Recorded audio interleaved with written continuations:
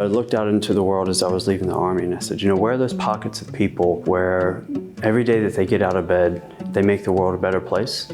And at the same time, from my perspective, sometimes don't get the support, appreciation, or value that I feel like they deserve.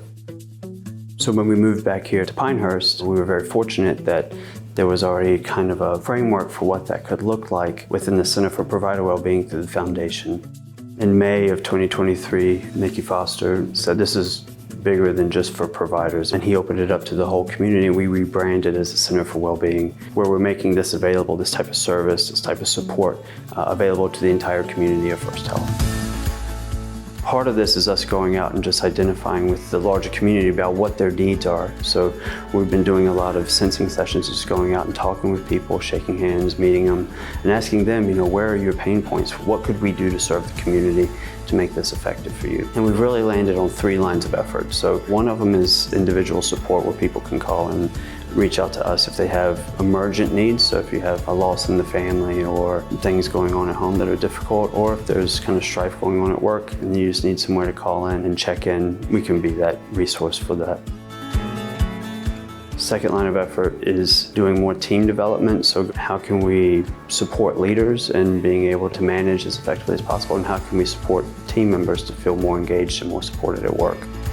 And then the third line of effort is this deployable wellness, where we're going out into the community for these really emergent needs, kind of critical incidents, and just letting people know that there's a resource available for them.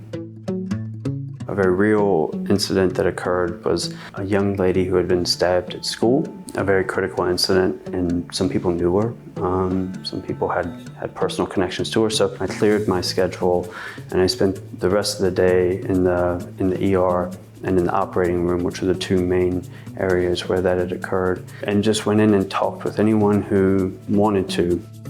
So spent some time in the ER and then went up to the operating room the moment that they got out of surgery, and had stabilized her and had found out that they were going to be able to transport her, up to a higher level of care.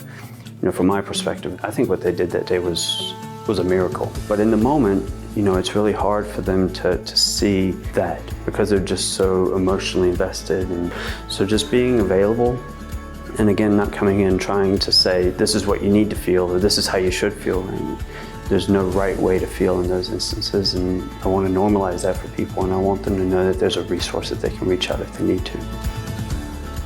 This doesn't work if people don't trust this system, right? So this is confidential, it's anonymous. We're not here to be punitive in any way, right? We're not here to judge. We're here truly as a resource and support for you so that you can be successful. We need you to be successful. The way I would like to have this occur is that we move off of this idea that there's a Center for Wellbeing, and we create a culture of well-being where everyone is accountable, for their own well-being, for the well-being of their fellow employees, and we're all in this together.